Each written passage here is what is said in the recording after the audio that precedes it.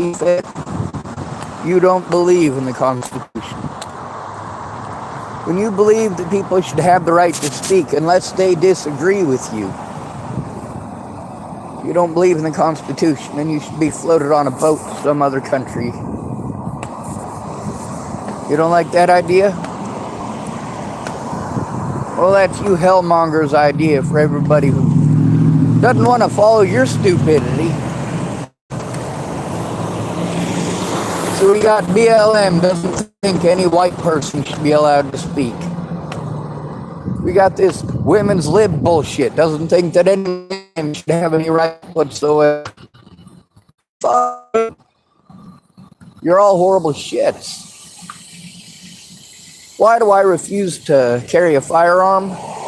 Because I'm too busy using my First Amendment rights. And you guys just ain't done enough to shut me up. They don't. But I believe that serving them up is probably the way to go. Although I understand fully, if you're a poor person and you have to be afraid of the police because you're poor, I'm not going to fault you for shooting first. We already know what happens if you don't. You end up a corpse. We got to see, just in the last couple of weeks, we got one cop decided he was going to shoot the hell out of somebody. Why? Because he heard a fucking acorn fall. Then we got two women in Texas is coming to the door. Yes, she has a gun in fucking Texas, and she's a woman.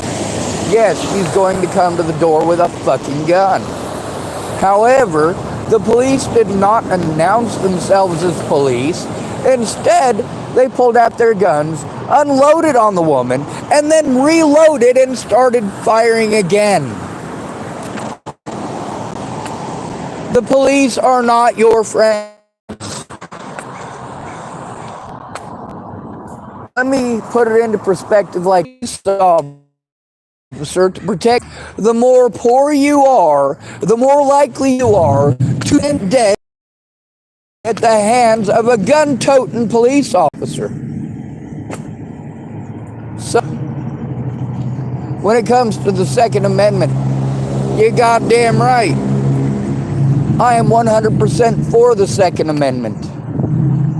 However, the First Amendment should be tried first. What's so disgusting about every single person at Safeway? It's not every single person. The only ones who are truly disgusting to me are the ones who wouldn't do anything except talk about getting violent and choosing violence as an answer. By the way, a police officer can shoot you and get away with it. Are you allowed to shoot them? Yes, you are. Yes, by law, there are plenty of reasons and or excuses for to shoot a police officer. Not only that, but when you say you can't shoot a police officer, really, lots of people said can't doesn't stop a goddamn thing.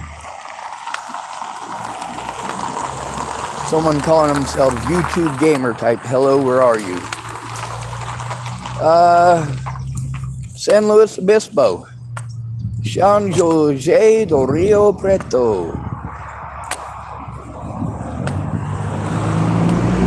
I'm in Oregon, United States.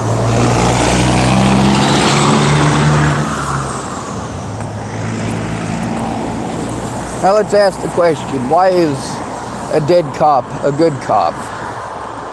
Because a dead cop isn't going to kill any innocent people. A dead cop isn't going to shoot any children or any unarmed homeless people or any disabled people. A dead cop shoots nobody. A dead cop isn't going to lie on the stand. A dead cop isn't going to false a cop to do nothing wrong. I see plenty of and that's, well, it's really sad. But also you get to hear the mentality of these meat hooks here. And of course, the people who claim that they would help me. And what are their solutions? Violence. Every single one of them wants to come up with violence. They think we should shoot people and beat people up and all sorts of other crazy stuff like that. Like, why does everybody jump to violence first?